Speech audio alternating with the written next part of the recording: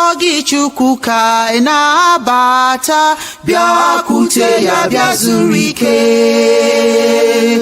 Anya bịawa ịsọpụrụ gị ugbu a, bịakwute ya bịa zuru ike. Bịa o bịakwute ya, bịakwute ya, bịakwute ya bịa zuru ike. Bịa o bịakwute ya, bịa o bịakwute ya, bịakwute ya bịa zuru ike. Chukwu nna n'ụlọ gị ka anyị na-akpọ gị, bịakwute ya bịa zuru ike. Otito na-adịrị gị mgbe niile, bịakwute ya bịa zuru ike. Bịa o bịakwute ya, bịakwute ya.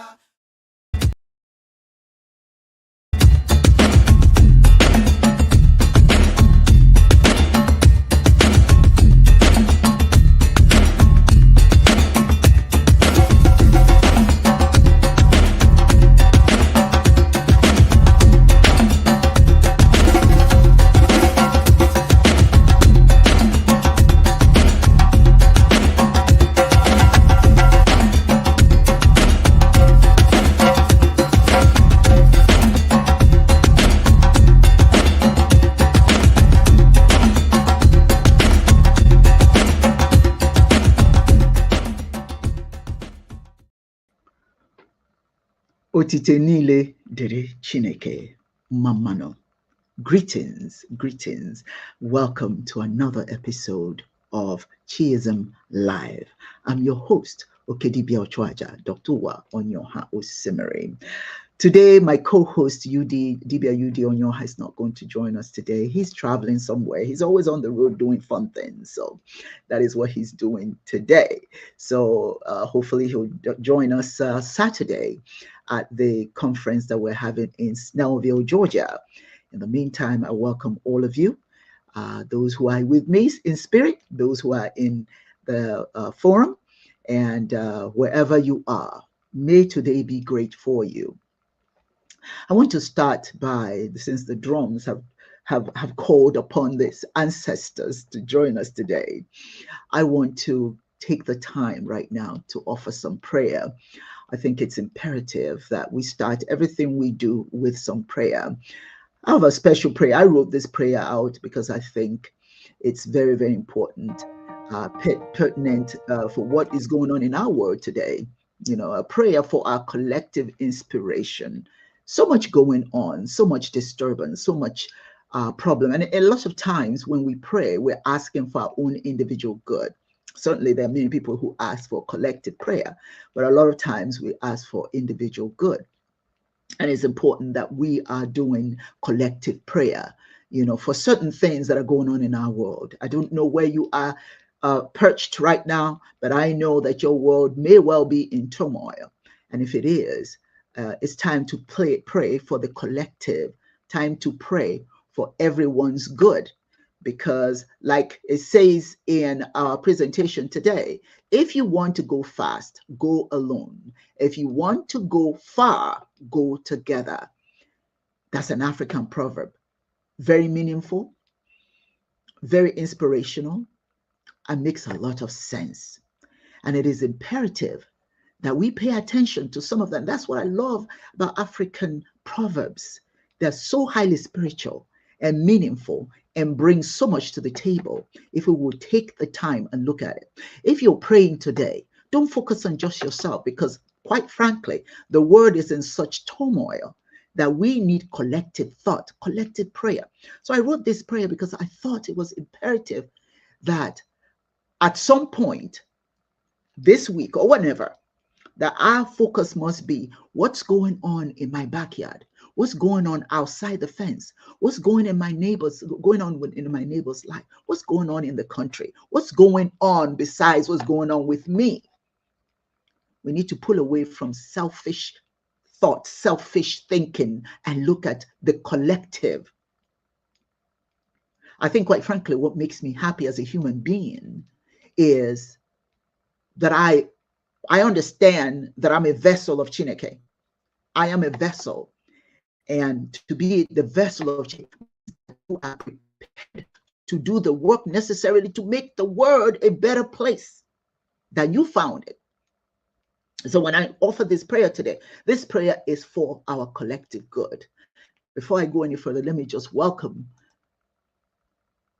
some. Thank you so much for joining us today. Thank you. We appreciate you. And thank you for all of you, wherever you are, wherever you're perched. I welcome you. I welcome you. I'm praying today to Chineke to do one thing for us, and that is help us understand the importance of unity and collective work. We ask Chineke to bind us together with the sacred cord of brotherhood and sisterhood. One name and one name. May every band, or rather, may every hand find every other service and every mind be open to share wisdom. Us to build together, to sweat side by side, and to celebrate the fruits of our labors as one people. As one people. And that's the key of the prayer today. As one people, that we work together, that we celebrate the spirit of Ubuntu, that we celebrate the spirit of Anibo Wanne, or Gazerem or Gazeregi. If it goes well for me, it will go well for you. I pray for you everything I pray for myself. Everything positive, I pray for myself.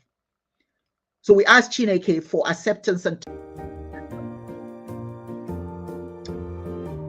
Chineke has woven together all these colors, all these beautiful aspects of nature, languages, and cultures into the tapestry of humanity. We're not here alone. Grant us the grace to honor every thread, to hear every tongue with respect, to learn from every tradition and with humility and love, to love every skin, to love every face, to understand that we're not the only ones in this world. And we want to offer prayer for hope in fear and confusion. Right now, our lives, I don't know where you are, there's just so much fear. Fear of speaking and saying something that somebody may not like and come after you. Fear of speech not being a given anymore, not being now it's a privilege instead of a right. We pray that Chineke will help us understand that the only way we will maintain our freedom of speech is to demand it. Demand it as a collective. When shadows of doubt and anxiety close in, we must breathe in courage into our spirits. Let the memory of dawn's promise banish the terror of night. In moments of uncertainty, remind us that you guide even the smallest sparrow's wing, and your light will lead the way. We're never alone, Chineke. We know we're not. And sometimes we think we are. We don't understand. If we just reach out to our brother, our sister, a lot of our issues may well be lessened. May not go away, but it will be lessened.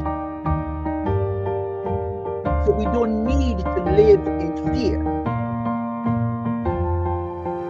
because Chineke has already given us everybody that can help us. We just need to reach out and touch each other. We have a sacred and shared destiny. Zainario Chineke, please remind us that everything that we're looking for, that's what our brothers and sisters are looking for. So let us understand that our destiny lies in our hands, in the hands of our neighbors, in the hands of our friends, our family. And as long as we can work together, we can forge forward to build our destiny. And our destiny, believe it or not, is for peace. For peace and understanding. And so, Chineke, we're asking today that you help us collectively walk together, hand in hand, not in fear, but in the strength of our unity and the hope of our shared destiny. You say to us, we shall find. Can cannot find it all by ourselves. We have to find with each other. We have to reach out to each other, love each other, and understand that long as we mentally know that no problem can solve person, many problems are served, or rather solved as a collective. So every way of our lives and all of our acts are good and may be universal. With humanity everywhere prosper because we've lived, because of our actions today. And so it is. And I say, and yagazie. Wherever you are, wherever you are today, because I'm not speaking for me, I'm speaking for us. So much pain, so much confusion, so much frustration, people trying to make it, fighting hard, doing everything within their power to make it, but it always seems like it's just not happening. Fear not, because there's always somebody, if you believe it, there is always somebody that can help you up. There's always somebody that can help you up. And that is what we want to say to you today. Our focus is on unity. Don't go it alone.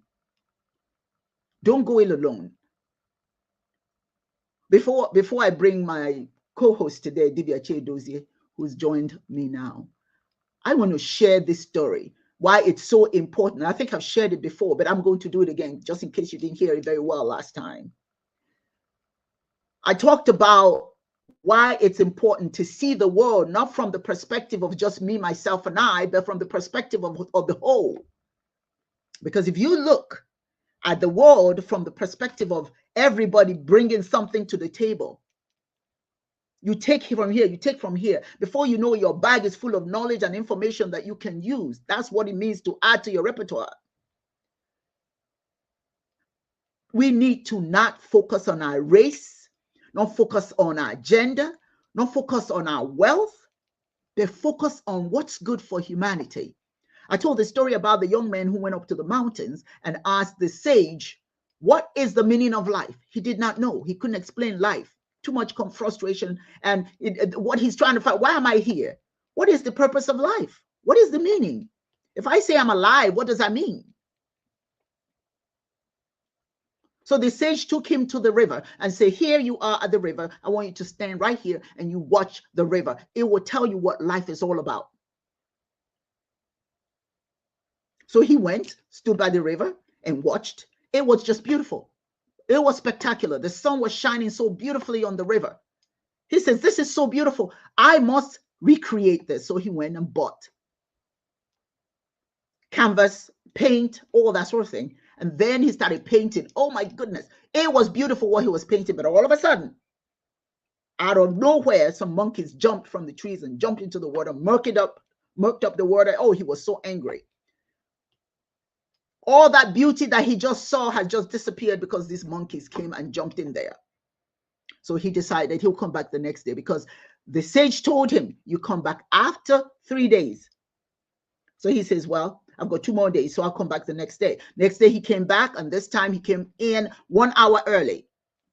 I know the serenity of the river was just so captivating. He started painting again. And while he was painting, all of a sudden, the sea otters came in and the monkeys jumped in. Oh my goodness, they're messing up everything. The water wasn't still anymore. So he said, well, I've got 1 more day. If I came in just 1 hour earlier tomorrow, I may not see all these pesky animals in the river. So the 3rd day he arrived. And he came in 1 hour earlier. It was just absolutely gorgeous, of course. Nothing was messing up the water, nothing. So he started painting, and he tried to paint as fast as he could before these rascals would come and mess up the serenity of the river. But unfortunately, life doesn't work that way. Then the crocodiles, then anything you can think of, jumped in the water and started just splashing about. He was so disgusted, he decided this was his 3rd day. He was going to go up the mountain and tell the sage what he learned or did not learn, as it were. When he got there, the sage asked him, well, what did you learn about the river? He said, I really didn't learn anything about the river because I was trying to paint it, and all these animals and everything came in and just worked up the river. The sage said, yes, you did learn something, but you weren't paying attention.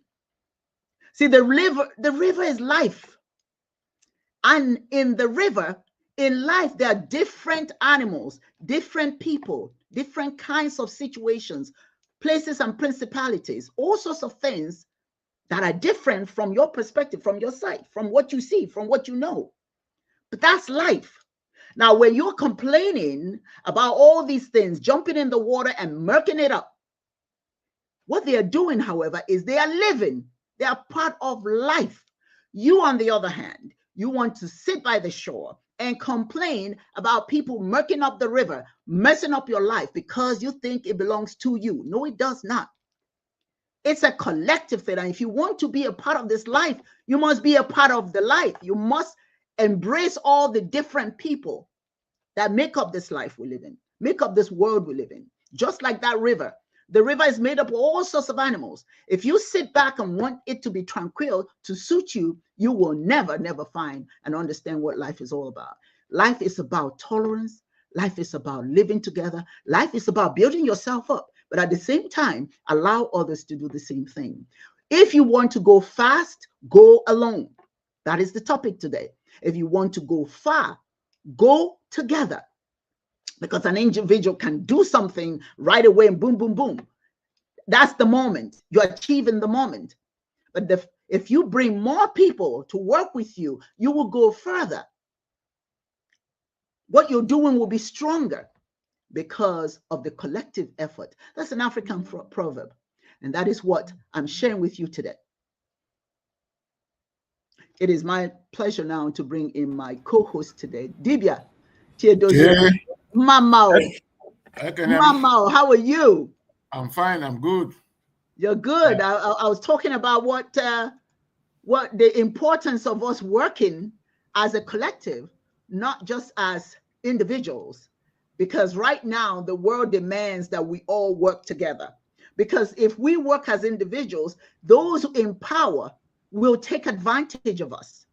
They can overcome us quite easily. But as a collective, it's amazing, some of the things that I'm seeing right here in the US, where the collective effort of people is causing the rich to bow. Because you can either sit there and worry about what's in your own best interest, but if you collectively show the world, listen, we're not going to take this anymore. We will make it, but we're not going to do it individually. We're going to work together. And that is why this meeting that we are having on Saturday is extremely important. And I'm going to let that sit there because that's what is going to happen on Saturday, where religious leaders are coming together in Snellville, Georgia, to talk about how do we build peace in this world? Because too many of us think it's our way or the highway. I had an individual that will not participate because of fear of all the other individuals that have their own different thoughts and how that will confuse Jesus and how will confuse the Pope and all that. What's that got to do with anything? If you cannot comfortable enough in God, in your God, so that you can sit with other human beings, then I don't know what you're praying to. Because the God that I believe in, Chineke that I believe in, created all this diversity, all these different people. And if we want peace, if we want to go further in this world, we must look at other people. We must jump in that river and swim. That is the only way you find peace in this world. Chedo, please, your thoughts before we go any further. Yeah, good afternoon all. I think today's topic, I'm echoing, right? No, you're okay. You're okay. You're okay. No, you're fine. All right. Today's topic is a very catchy one. It's one that speaks to the problem or the trouble confronting the world today. Mm-hmm. I think for me, if you ask me, there's a deliberate attack on collective effort, mm-hmm. so that you can divide the people and narrow them to a few groups that lack power Yes. and enlightenment so that you can easily control them. And Mm-hmm. that is being made worse by this question of AI.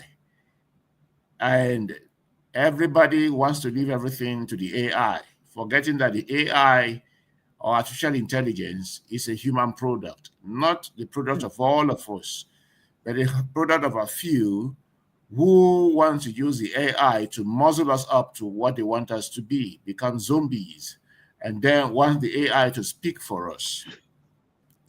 And so, uh, going together is one thing, but going together as competent individuals is another thing. Because if we go back to what used to obtain in communalism, which Julius Nyerere wrote as Ujamaa, African brotherhood, African sisterhood.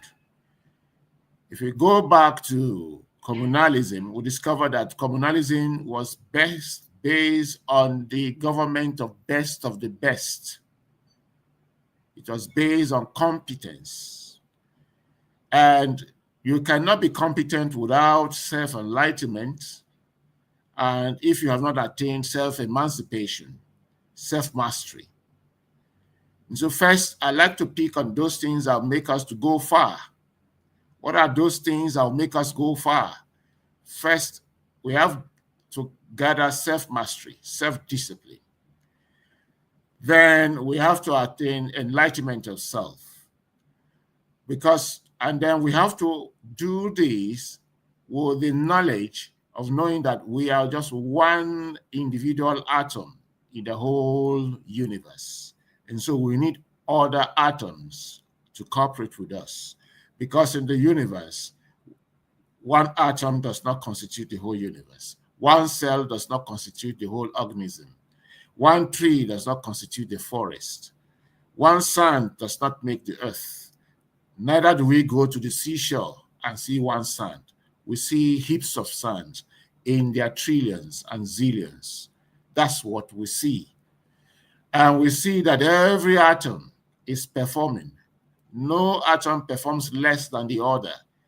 And exactly the energy that every atom dissipates is the energy it gathers back, because there's constancy and regularity. Now, so if we want to really go far, we must tackle issues like incompetence, ignorance, poverty of the mind, which make us to lack self-confidence. Then we must deal with problems like selfishness, being self-centered. We must learn how to practice or how to live a life of moderation. Like I just told someone before I came into this program, even kindness has to be practiced with moderation. Wickedness has to be practiced with moderation, because whatever you do to the extreme has a boomerang in effect. So we must learn the way of temperance, the way of moderation, the way of regulation, steady character, endurance, perseverance. These are the qualities that make us to become resilient, reliable, responsible, and responsive. And so we need the virtues if we must go far. Because going far means that we have to leave the philosophy of the roots of the trees. Like our people will say, ugwu nkwatalo nkwatalo mere mgbọrọgwụ osisi akwara osisi ji achara ha n'okpuru ala ka a na-etu nri maka ọganihu. It is out of respect that the roots of the trees create spaces for themselves as they burrow through the earth, searching for their own kinds of nutrient because of progress.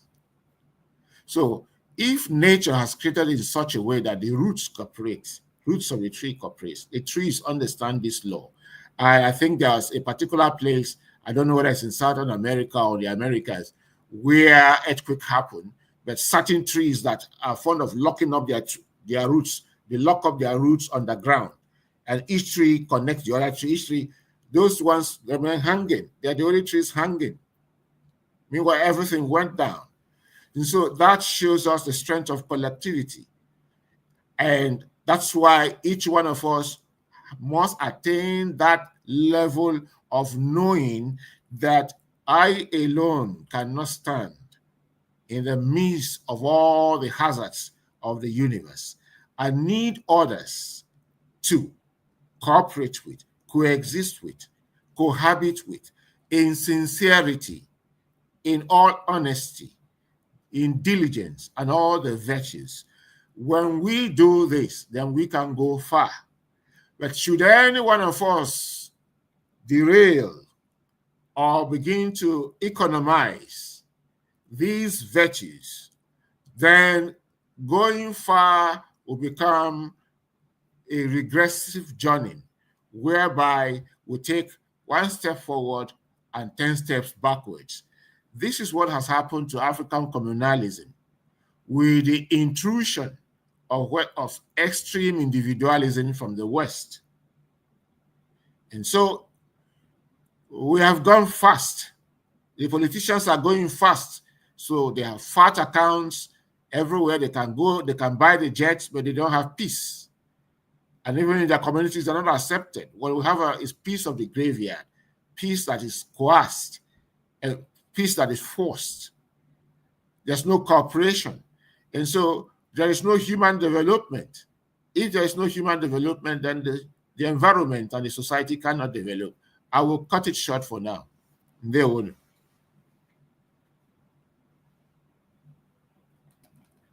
I think you muted yourself. I'm muted. I beg your pardon. I don't know how that happened. But, the difference between individualism and collectivity is, or rather collective, individual action and collective action. Let's be clear. You're right. We must develop ourselves, right? We must develop the necessary virtues that allows us to work with others. We can make decisions as individuals when we get it together. And those decisions can actually help us get to where we want to go, right? Faster. But it does come with a cost, right? You don't have all the resources that you need, And even though thinking as an individual is faster, it will get you where you need to go faster. But ultimately, there are things that you lose along the way that you could have, your resources, because, and the reason why collective action, it takes a little bit longer is because of the fact that everybody has to bring their thoughts together, right? We have to discuss, we have to have conversations before we draw conclusions. So it takes a little bit longer, but it creates a little bit more sustainability. Things are a little bit more likely to be sustained if everybody buys into it. I think that what has happened in some of these countries that, unfortunately, we are at war, not necessarily with the bombs dropping, but we are at war with each other, our societies, because of all the different, individualistic thoughts that we have. I'm a man, so, the world belongs to me. Women should not be a part of it, or I'm a woman, etc. I'm Hausa, I'm Yoruba, I'm black, I'm white. We start thinking not as individuals who understand the world, that the world is not just one. The world is different, and to create peace, we have to look at all the differences and add that to our understanding of what the world is, and then grow as a collective. Not grow just as an individual. Yes, an individual will grow. Yeah, there's no two words about that. But if you're traveling, if you're on your journey, you cannot get anywhere on your own. You may have everything you need to work with, but once you start that journey, I gotta have a cab. Maybe if I don't have a car, I'll take a taxi, right? Along the way, I may get hungry, right? I to eat, etc., etc., etc. You don't do that on your own, unless, of course, at home you pack everything you need. But halfway, somewhere, you're going to need the world to come into, into the picture. I say all of this to say the reason why I believe that the world is in turmoil is because the world refuses to see other people as pertinent, as relevant in the whole scheme of things. Because I want to be a doctor, right? He doesn't want to be a doctor. He's less than me. He wants to be whatever, right? I want to be. I see my world is all about being a doctor. But we forget that that doctor needs all those different other people to become a doctor. Whatever it is we're doing as individuals, there is always a time that somebody else will come in. The reason why we're having this OTRA, International Spiritual Peace Conference, is personally, I have been to a lot of conferences where it's called by particular religious faith. But when all is said and done, they still want you to buy into their way. It's still my way or the highway. And when I leave that environment, I understand that they don't really know what life is about, because their life is just wrapped up in that, whatever their book is, their holy book. And that's all they know. And so everybody else is wrong. Everybody else don't matter, because this is my word. Even though I invite you to my space, but you're not that. How come you're not that? How come you're not that? What do you believe in? It doesn't matter. I showed up here to be with you. What my background is not, it's not the problem. Am I here? I have a woman who invited me out to eat, out to lunch, and just all I heard was how her spiritual way was the only way to get to go. Anything else is witchcraft, anything, I just listened to that. And I said to myself, why in the world would I want to be like you? I wouldn't want to be like you. Listen to what you're saying. If I don't believe it, anything that's not what you believe in, then that's witchcraft. So that means your mind is not open. You're not welcoming. You don't want to hear other people's opinion. That's where we are right now. And the reason why religions need to come together, because the religious leaders are the ones who are standing before a podium every single Sunday, talking to them, teaching them whatever it is they're teaching them. And these people listen to you. So if you're my way or the highway, those individuals, that's how they would think. They don't understand the diversity. And diversity is important. It is truly important to find peace. Believe what you will. It's okay. There's nothing wrong with you being whatever your religion is. But understand that the culture, the environment, the upbringing, all of that plays a role in how people think. And we need to be cognizant of that. We need to see that river and see all that diversity. You come in with what you have to work with, and let other people come in, and together we'll find a solution, one way or the other, to some of these things that are going on. But never cede your power as an individual, yes, but don't underestimate the power of collective. And that is one of the things that I am excited about, this program that we're having on Saturday, because let me tell you, this is the first time, and one of the gentlemen who is the head of Voodoo, this spiritual religion, Voodoo, this is the first time he said that he has been invited to other religions, a gathering of other religious organizations or faiths, because everybody thinks of him as practicing witchcraft, as practicing something that's odd, and they don't want to be a part of that. But when he says, this is not what Voodoo is about, people don't know that. So for you to invite an African spirituality, I say that's what African spirituality is. It's diverse. There's something that can be learned from each aspect of what we believe in, and we just need to.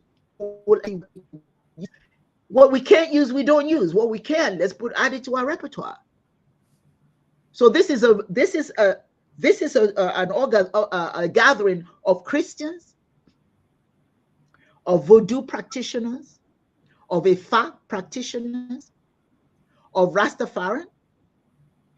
I'm still trying to get the confirmation from the Native American spirituality that's supposed to be there, of Shiism,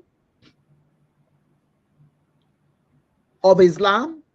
The Imam is going to call in from Senegal to speak. But this is the first time it's not just the Abrahamic religions and Eastern religions being invited to an event for a spiritual gathering of all spiritual leaders, spiritual thoughts, paths. So we're going to make it a quarterly thing, because it's important for us to see that our world can only work if we all work together. If we don't focus on hate, if we don't focus on whose way is better,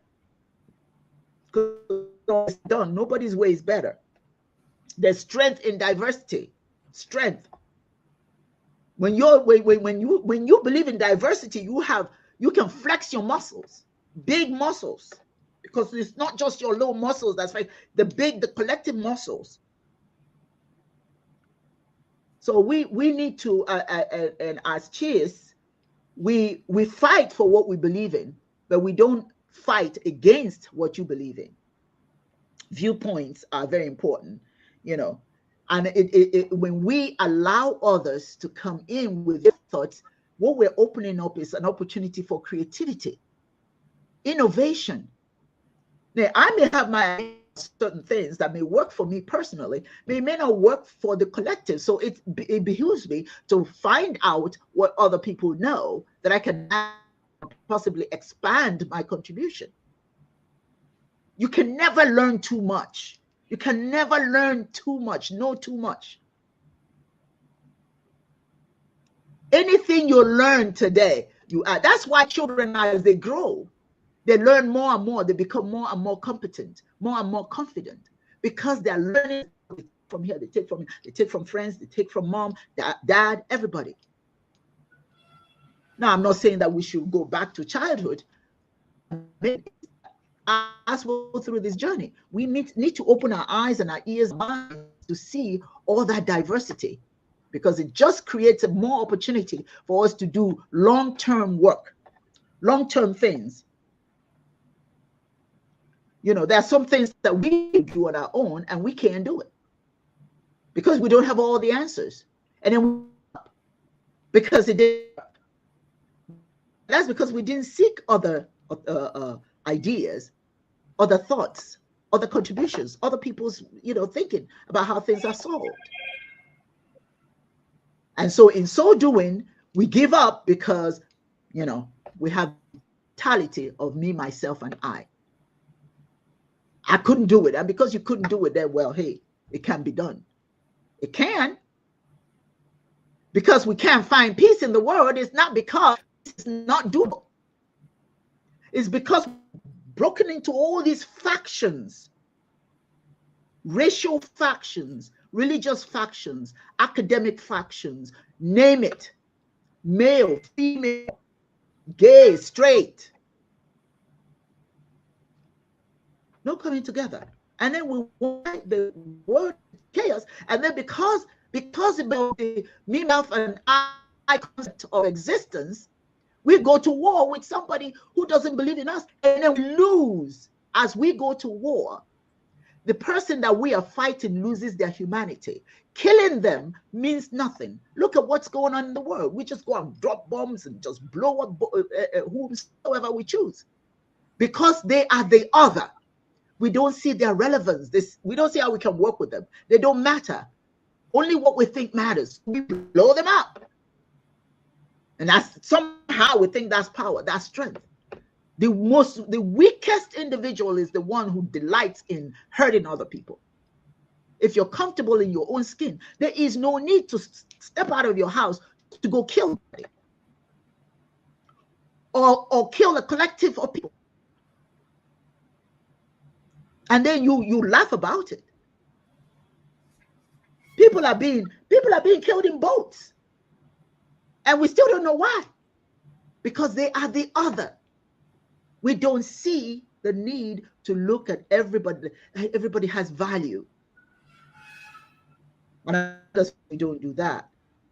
We cannot have long-term peace because we believe that peace only exists in our backyard. As long as I can do my barbecue and have my chicken and my corn and whatever the heck I'm having, I'm good. I don't care what you're doing. I don't care if you're poor. I don't care if you're dying. Yeah, that's your problem. Because we don't see the connection. We don't see each other as resources that can help us go beyond where we are. Dibia. Yeah, I would like to take the matter on the perspective of world government. Mm. I think there is something wrong at the level of governance. If we look at Mm-hmm. governance, we think worldwide, we think that governance means putting others down so I can gain from their disadvantage, Mm-hmm. cause problem or for others so that I can gain from their disadvantage, and getting resources forcefully from those who have it to give to my people. Insofar as this sort of mentality continues, then we cannot go collectively, Mm-mm. because we cannot go collectively on the orientation of cyprophytism or parasitism. What will make us go far is the culture of symbiosis. And that's the culture of, once you look at the cards they are playing, and you say, or the ducks they play, you say, fall for me, I fall for you. Mm. Now, that orientation is being looked down on as the culture of the stupid people, the culture of Mm-hmm. the primitive people. And it is worse where spirituality has been severed away from religion, and even religion has been taken away from governance. So that today you have spiritual orientations and religious orientations that preach extreme individualism. Mm-hmm. And if you look at that, it forms the foundation of every other thing that we do. The world is not going to get holistically developed with this kind of mentality. What will happen is that resources will be taken by the high and mighty, the fast ones, going by the principle of capitalism, each according to his or her ability. Because if you see what is happening in Africa, most part of Africa, crises in most part of Africa are rife because the West ignite crisis in those places so that they can have their way to the resources of the people. That's what is happening in the so-called Sambisa forest. Mm. If you go there, the richest, the most expensive mineral is there in Sambisa forest in northeast Nigeria. Mm. It's called californium. I think a barrel of californium is going for, is it $1 million or so? What? Is Yes, is the Where is that most at? Where is northeast Nigeria. It's called what is californium. it? Pardon my ignorance, but what is it? I don't know what this particular mineral looks like, but Al Mustafa, who used to be the ADC of Sani Abacha, is the one Mm. that exposed this particular secret. Hmm. If you go to the place they call, if you go to places where you have crisis in the north, Zamfara is sitting on gold. Zamfara gold is selling in Dubai. It's selling in Egypt. It's selling in the Arab world. But Nigeria makes nothing from it. If you go to Ilesha or Osun State, gold is being mined without any recourse to the people. And this is happening with the cooperation of those in power. Like Abacha said, if insecurity festers for more than 6 months in any nation, then government is part of that insecurity. It has become business for them. So what is happening today in the third world is they impose corrupt leaders and use their records to twist them to do their bidding. And so these corrupt leaders cooperate with foreign powers to loot Africa dry. That's what it means going fast. All right? That's what it means going fast. And as they do Mm-hmm. that, there's high level of poverty in the area where these minerals are derived from. So if you look at the places where there are crises in Africa, there's something that is being taken away from those places, mineral resource, agriculture, or any other thing. Now, that's exactly what it means to go fast. Individualism. Get it anyhow. Okay? Just like in Niger, France was buying the uranium and they buy for like $2 and go to the open market and sell for $200 or $2,000. I can't remember. Until through the help of Russia, the incumbent government came in and Russia said, go and sell in the open market. Now, why is Russia doing that? Russia is doing that to gain ground footage in the African continent, which is why I say we should take the olive branch offered by Russia now to get serious and get ourselves build strong institutions in those places like Traore is doing. Because I only hear of Traore in Burkina Faso. I don't know what is happening in Niger. I don't know what is happening in Mali and some other places that the Russians have empowered the government and giving them protection. What is happening in those places? And then the Russians can do that because they are sitting on a huge mineral resources, and maybe they want to, principally for me, because they want to make their way into the African continent. Because the US itself is sitting on gold mines. The US is not doing badly in terms of mineral resources. Texas alone is bigger than Nigeria, and the oil in Texas is far bigger than whatever you have in Nigeria. Yet US is interested in keeping its own mineral resource and pillage the mineral resource of others in the name of going fast, in the name of building a world power.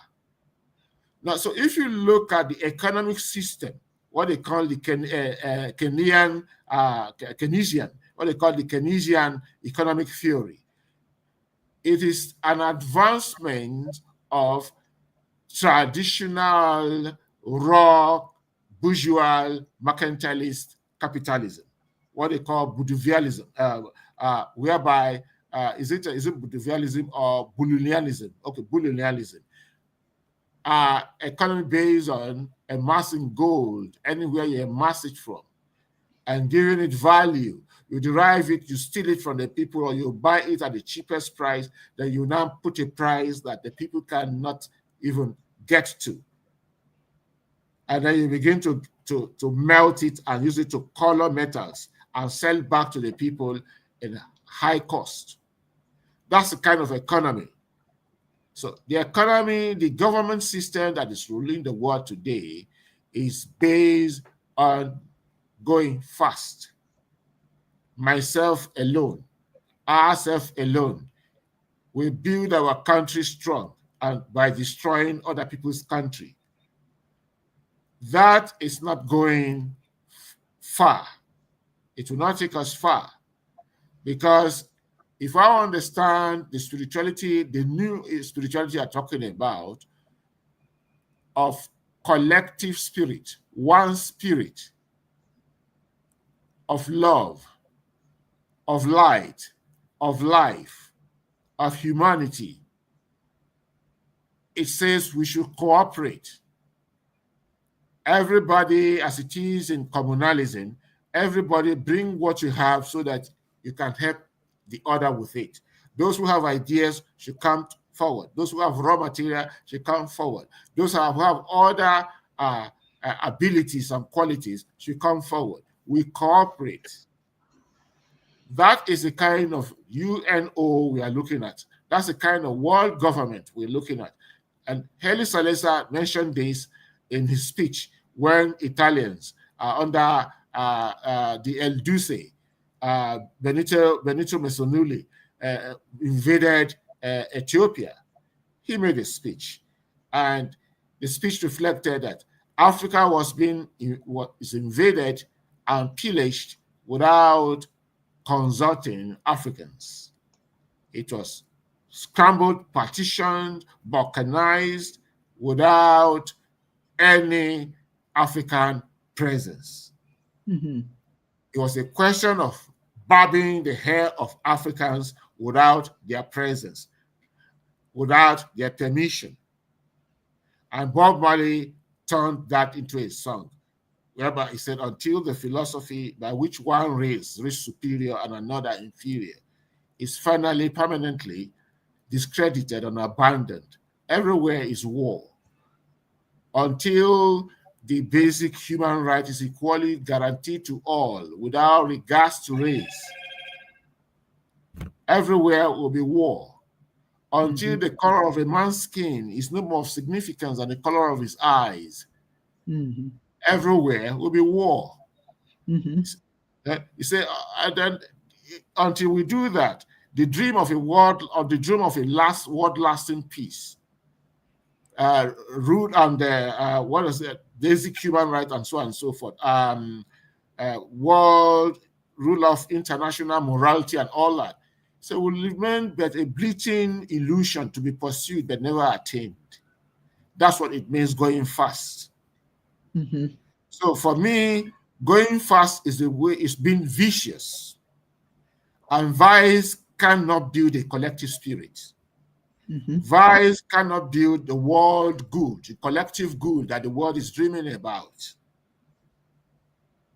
What will build the collective spirit is virtue, because virtue means we have to understand, empathize with the other. We have to regard ourselves, we have to operate the rule of equity, not equality, equity. Equity in the sense that the much I bring to the center will determine what I get in return. And so Yes. if your 10% will be bigger than my 10%, my 10% will be smaller than your 10%. But in getting back, it's left for you to now say, okay, Chair Dozier, I say, yes, your family is bigger than mine, but I have more resources than, so I'll be giving you 1% for my 10% so that you can push up.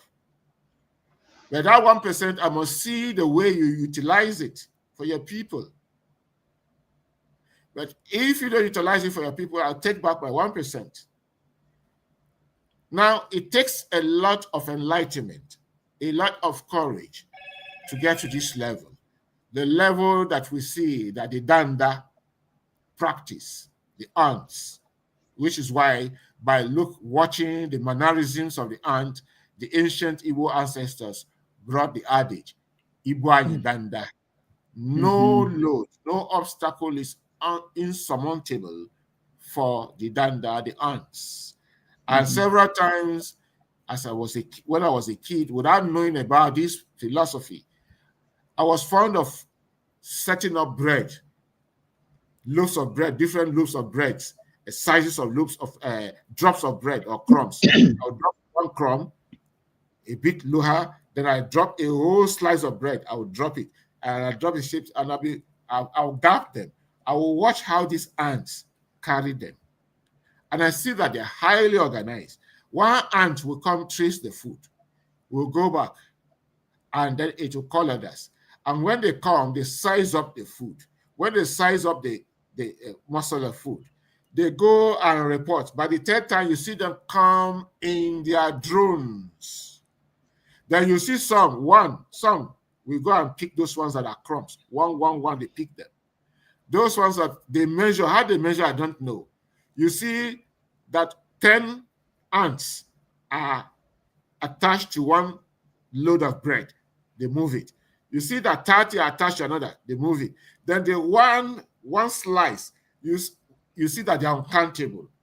I'll be summarizing from 1,000 up. And before you know it, those tiny things are moving a whole loaf of bread. when then I now go and I now load it with 3 slices. They count, they see they cannot move it. So what do? They come in all their drones and bite, go and drop. Then it's like using shovel to collect what you can, and they go and drop. Hmm. And when you come back there 3 days later, you see that that size of bread has shrinked. By the time you come back 21 days later, no single drop of bread is left there. When I go and open up their place, the habit, you see that those loaves of bread have been carefully tucked into different places, and Hmm.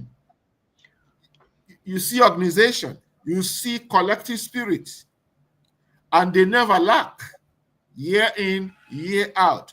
So much so that the wisdom of the ants is repeated in the Songs of Solomon.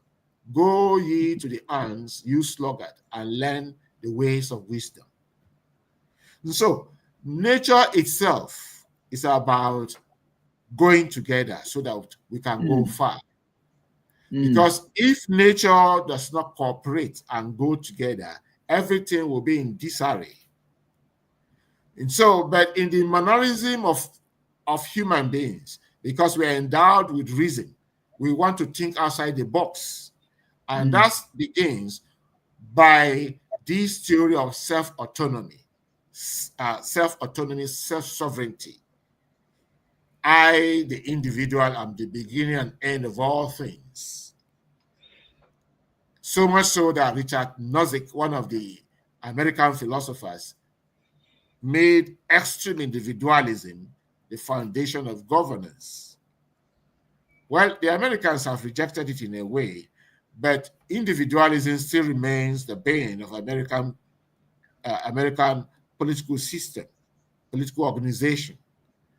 All right, in communalism, individualism is not abhorred. No, there's individualism. But the individual, because of the communalistic upbringing, is brought up to operate with the philosophy of Kasomadina. Hmm. Let me not be alone. Hmm. So whatever I do it as an individual in the midst of a group, family, village, community, country, so that whatever I do, I think of the effect it will have on the larger group. Hmm. If it will affect the larger group negatively, I will swallow my pride. I will deny myself that comfort. Lin Kuan Yew said it when he was alive, that before he does anything that will benefit him as an individual, he thinks of the immediate and long-range effect on Singapore. If it's going to affect Singapore in a way that is very devastating now or in the future, he will deny himself that particular desire. Thus, so Yes. the life of going together is the life that all of us must understand the word sacrifice. Yeah. Uh-huh. Yeah. Yeah. And meaning that what we enjoy is what we have collectively approved for ourselves. And collectivism that I speak about is not in the way of communism. So I want to make a distinction between the communalistic approach communalistic approach or communitarian approach and the communist approach. Communism is extreme individualism, extreme collectivism, whereby the individual is just considered to be a pawn on a chessboard. The individual is just meant to play a role. The individual has no life of his own. That's what led to the collapse of Soviet Union, where those who have the selfless mind, selfless attitude to work were overworked, and those who are selfish relaxed. In communalism, nobody is left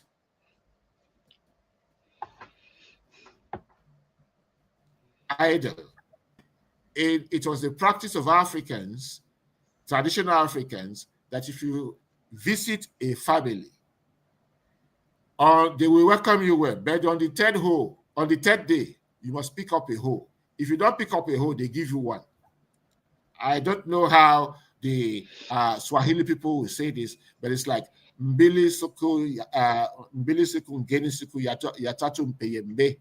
That is to say, treat a stranger as a stranger for 3 days. On the third day, give him a hoe, give her a hoe. That's mm-hmm.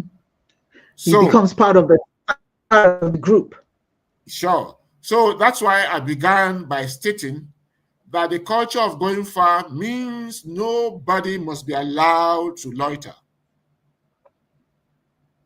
All able-bodied people, able-bodied in spirit, in body, and in soul, must contribute. It's a national philosophy. Mm-hmm. Everybody must contribute. And when you contribute, usually there are patterns of dividing your harvest or whatever you have. I think you share into 3 or 4. One portion for you, one portion for the family, one portion for the entire extended family, one portion for the village. So if we imbibe this philosophy as a nation, first we must begin it as an individual, and if it rubs up other people, we form a group and it begins to rub up, then maybe one day it finds itself in the center of governance, and then we make exemplary of ourselves as a nation that operates on this philosophy. Then the rest of the world will begin to see what it means to go far. Because if we cooperate, we'll become like the trees in nature, like the atoms in nature, like the rivers in nature that are connected. They do not divide themselves. They are individual rivers, but all Mm-hmm. the rivers connect themselves. They're No connected. That's water right. is idle. That's Even the right. lake is not idle. That's right. Beneath the water table is connected to other waters. So no ocean stands on its own. No atom stands on Mm-hmm. its own. No tree stands on its own. Every tree connects other trees through their roots. And up there, because I came from Badagry this morning, I will pass through, I went to an inter village that connects Lagos to Ogun State. We had to pass through a forest of palm trees. Mm. And I saw that the women were growing tomatoes and vegetables under the palm trees. And they were selling them to the farmers. Okay. Um, I, I, what he's saying is really quite fascinating. We've lost him a minute there. He's frozen, so we'll come back to him. But I just want to add this. When we talk about the importance of working together as a group, not as just individuals, you look at what in African spirituality, in our spirituality, Ojinko Jigosa, Ojinko Jigosa, which means whatever you have, you bring to the table. There's never a poor person. The people are poor if the society looks at the individuals as them, not us, not part of us. I had this opportunity to go to a Walmart. This was maybe a couple of years ago, and there was an elder sitting outside. You know, it was quite cold, and he's begging for food. He's asking for money. You know, sometimes they come and they ask for money, and people have a tendency to think, oh, they just want money so that they can go and drink and go do drugs. But it doesn't always mean that. It doesn't always mean that. People are desperate, and when they're out there asking for money, 9 out of 10, it's not 9 out of 10, it's not for them to go drink. It's not for them to go and do drugs, though that does happen. But we say ojinko jigosa. Ojinko jigosa. That means there's no poverty if we all rally. Whatever you have and you're willing to share will destroy, if I use that expression, the poverty we're talking about. So I'm watching this man, he's begging for food. It was very, very cold. And so, well, I had some money on me. So I told him to come in to McDonald's, because there was McDonald's in I think it's not there anymore, but there was McDonald's in Walmart, and it was during Christmas, so everyone is just preparing for Christmas, buying their gifts and what have you. Everybody was in a merry way, so to speak. But this old man is outside hungry, and he looked cold, but it didn't occur to anyone to clothe him, to give him a coat, or even bring him in so that he can get something to eat. The store itself, the Walmart, they're not encouraging somebody that looks like that, I mean, is begging to come and sit there, to sit in or coming to the Walmart, let alone go and sit in McDonald's looking the way he did. So people are going past him, nobody's saying anything. And in the spirit of igusa megusa, ojinkoji gusa, whatever you have, give. So whatever I had, I said, well, let me give this guy. I told him to come on and get something to eat. Yes, he did. Oh, he bought everything. I said, ooh, he must have been really hungry, because he was from large everything, large drink, large fries, large hamburger. That's okay. That's cool. I could imagine that he was hungry. So I paid for his. He went and sat down, and I sat myself. I mean, I went and ordered some myself. I probably shouldn't have eaten that, but I did. So I ordered for my own, and instead of me going somewhere else to sit, I sat next to him. He was surprised that I sat next to him. He says, ma'am, you don't have to do that, really. I said, do what? He says, you don't have to sit with me. I said, oh, no, it's okay. I don't have anybody I'm sitting with, so it's okay if I sit with you. Well, at that moment, he sees himself as less than. Look at how he looked. And people are staring at him, and I'm going to go sit with him.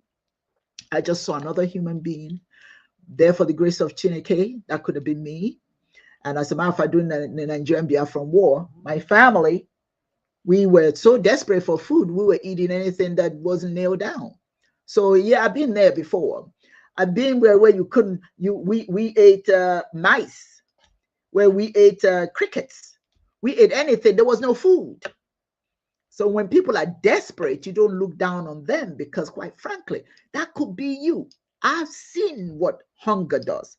I've seen when you want water to drink, and the only thing that's available is a can of water mixed with kerosene, and you drink it and you get sick. However, you're thirsty. So that man showed me, I'm so lucky. He's not so lucky. So it was nothing to sit with him. When I'm looking at all these people in their Christmas spirit, and they all saw him standing out there. They all saw him. So I got up in my mischievous way. I started singing in Africa, singing an African song. Of course, I usually do that when I want to get attention from anyone.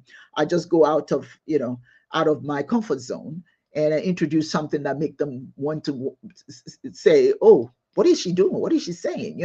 Curiosity. So I said to all of them, I said, how many of you have seen this gentleman? I saw him outside, and they all looked at, all turned and looked at him. I said, we're celebrating Jesus's birthday on the 25th. And if Jesus came today, would you know? Would you know what he looks like? For those of you who believe, would you know what Jesus looks like when he comes? You're always talking about Jesus will come back. If Jesus has come back, would you know what he looks like? Now, this gentleman sitting here, could he be Jesus? Could he be? You don't know. And so this is why we should collectively help each other, help somebody, because you just never know who that person is. You just never know. So everybody just started, everybody started. I mean, I suppose it was a guilt. Some of them started feeling guilty and not sure. I mean, she could be right. If Jesus comes back, we don't know what he looks like. They started giving him money. People were just handing him money. That is that ojinkoji gusa, that concept of ojinkoji gusa. Whatever you have, give. Whatever you can contribute. And in that moment, that man raised $261. He couldn't get $2 outside. But when the collective came together, he raised 261, enough for him to go and stay at Red Roof Inn. Collective work, collective responsibility, it works all the time. It works all the time, and we need to get in the habit. That is our spiritual philosophy. Ojinko Jigosa. All of us pull it together. Let me bring Dibia Chedozie back. Dibia, I'm so sorry. You were frozen, so I had to take you out from. So you know, if I don't see when I see that somebody is struggling. If I see somebody struggling, I don't like to make the excuse I don't have. You know, I may not have. Yes, well, let me do this. I may not have at the moment. I may not have too much to give, but I can always give something, no matter how small. When somebody doesn't have anything, no matter how much you give them, they will embrace it, they will accept it, and it would help them. So there's this whole concept, and that's why African spirituality is not that technical. It just has a lot to do with common sense and empathy. We've lost that. You know, I was in I had a program, and one woman was trying to make sure that she reminded me that she was, you know, that she was a Christian. She was a Christian. I said, it's a good thing that you're a Christian. There's nothing wrong with that. That's your belief. But why do you have to keep saying that? Show me your religion. Don't tell me. And then the very person making all that noise turned around and did something really terrible. I don't want to go into all of that. So it's not who you are. It's what you are, what you do with who you are, how you help the collective. That is the power of collective collective work, shared goals and responsibilities. If all of us can see our struggling humanity as our responsibility and say, Ojinko Jigosa, whatever you give, do you realize that if you have a community of 1,000 people, okay, 200,000 people in this community, I'm talking about 200,000 adults in this community, right? Whether they're working or not, somebody has $1. Somebody has $1. Most people have $1. Now, can you imagine if they set up a bank account, a community bank account, where every month, everybody in that community puts in $1? How much money would they have monthly? $200,000. Right? So there's nothing like we don't have. It's not like, oh, we don't have. You know, you hear people say, oh, I don't have anything. No. If collectively, now some people, I made this suggestion at one point. Said, well, you know what's going to happen. They'll eat it, and you know, if you focus on what will happen to the money more than how do we get the money, it will never take off. No. But 200 and something thousand dollars every month in the cost of that community. That will help with the children. It will help with so much for that community. We're talking about monthly, 200,000 people giving $1. You tell me you can't do for your community. In that community, you will not have poor people. You will not have homeless people in the streets. 200,000 every month should help a few people pay their rent. It will help a few people with food. It will get people off the streets. Now, suppose you have a community of 1 million adults. You can't tell me they can't come up with $1 each. If you have 1 million adults who can come up with $1 each, even a quarter, even 50 cents. That is the power of doing something together. If you want to go fast, go alone. But if you want to go far, go together. If we can bring, if we are now focused on who's going to eat that money and all that stuff, we will never get started pulling the resources. In Nigeria, Dibia, we call it itoto. Aboga. Aboezia. Itoto. I didn't get Is that. that true? You seize the beat. At home, itoto. Sure. Itoto. Can you hear me? Itoto. Yeah.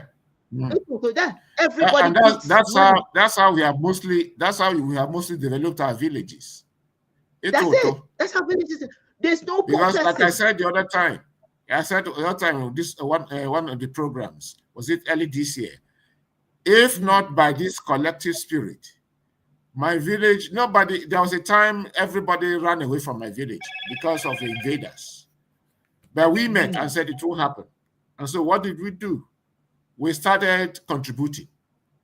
And so we started looking, yes, we're a small village, but how many of us have? We started tabulating. We calculated that 5,000 of us have. We started saying if 5,000 people can contribute 1,000 naira every week, 5,000 times 1,000, that's 500,000 naira every week. Yes. So every week we do 1,000 naira. We did not say, and then some people start saying, when they started seeing result, we now form vigilante group. We equipped them. We got the military involved for defense. We started building police station so that those criminals, when they see the presence of government, they have to run away. So it's a pity that we have to buy all that our own. The government had to provide it for us, but it didn't happen that way. So, but we didn't wait for government. We contributed money, 500,000 naira every week. And so it means that in a month we are 2 million. And it means that at the end of the year we have 24 million. And then some people that saw that it was using result, some on their own brought out 10 million, some brought out 20 million on their own. And we didn't know people like that there are people who had such money amongst us. Yes. Until that started. So that's the thing that they going far. Now today, my village, because people now saw this, they saw it and say, the smallest village, we are the oldest of the 3 villages. But the other ones are richer than us, but they were sacked and they all ran away. We said, when those people invaded us, the second time, the third time, we said it will not happen. And so we decided to show how our little effort could go far. When they saw what we did, they said, if these small people can do this, what about them? So that rubbed off on other communities, and they started doing the same. So that whole zone now is a free zone. I went home just a couple of weeks ago, just less than a month. I could drive, I could do anything, security everywhere. There was presence of government. Unlike before that, we had to go down to Umuahia or Isochi. We have the presence of government. We have built a center, like a headquarters, where the military, so you see them there and they parade. And so the place is said that is what the collective effort does. And some of the people have used I'm sorry. And what it does for the citizens, what it does for the people is that they know that there's somebody that cares about them and that they're not alone, that they're part of a community. I see a lot. Okay, now recently, right here in the U.S., there are lots of homes for the elderly that are closing due to cuts to Medicaid and all that sort of thing. And I say some of them are in some Black communities where a lot of our elders are going to be struggling. Who's to take care of them? What's to happen to them? You know what this is what I say. If we, as a collective community, will put money together, go to one of these banks and open an account and have the bank monitor the money. So that we don't have to be saying, this person will eat the money and all that. No, let the bank monitor the money and let all of us know what that account is. And we go and put $1 there, $2, whatever you can afford. Put it there. You have a community bank. You have a community account that will take care of our elders. Why should our elders die? There's enough of us to make sure that they don't. That's why, this is the African spiritual precepts that we have lost. Don't leave your brother or sister behind. If you give, listen, pay attention. What's going on? How can you help? Why can't we do that? Why can't we work as a community, as a collective, to ensure our people are not strong? I mean, we are in a situation that's so bad. Our people are struggling. This guy was talking about, he was on TikTok talking about committing suicide. He can't feed his family. He's talking about killing himself and others, and people are talking to him. Say, don't do that. It will happen. God will. I said, the man doesn't need you to tell him what God's going to do. He's already talked to God. And you know what? God, Chineke, whatever you want to call, whatever the name you have for the creator, has already directed him to you. That's why he's on TikTok telling you what he's about to do, and he needs help. And you're telling him to pray to God. We got to each other. If this man has come to TikTok to tell you, I'm so desperate, I'm going to take my life because I can't feed my family. I can't. And all of you guys, what are you doing? You praying for him. We're going to pray for you. The Lord is your, come on. That's not what he's looking for. He said he can't feed his family. There are enough of us to give that man $100,000 so he can take care of his family. All we have to do is 100,000 of us decide to give $1. One. But no, we're praying. We're telling him, pray, believe, trust. He's already done that. That's why he's asking you to help him. You know? So I mean, there are things that we should be doing to cultivate a community so that we don't suffer when things go south. We suffer because we're thinking as individuals, not as a collective. That day I told you, this man couldn't get $1 standing at the door. Everybody was celebrating the holidays until I put that question to them. What if Jesus came today? Would you know? He may come as that poor old man. It was when they thought, what if? That's when they started giving him the money. That's when they started giving money. Everybody. So I said, wow. So you all have this kind of money? But while he was out there and you saw him as an insignificant being, you didn't care about his poverty. You didn't care that he was in the cold. But when you thought about, oh, if this is Jesus, I may not go to heaven, you became selfish. It became about you. Where would I go if that's him and I didn't give? So everybody was just throwing money at him. He couldn't believe it. The man was just sitting there. He said, I can't believe this. I can't believe this. I can't believe this. 261. I told him, count your money. And I told them, this is what happens when we care. And this is what happens when we do it collectively. You may not have it to give a whole lot, but dear God Almighty, when we all collectively give, I think that Black America should have a bank account that all of us do what Africans do. Etonto.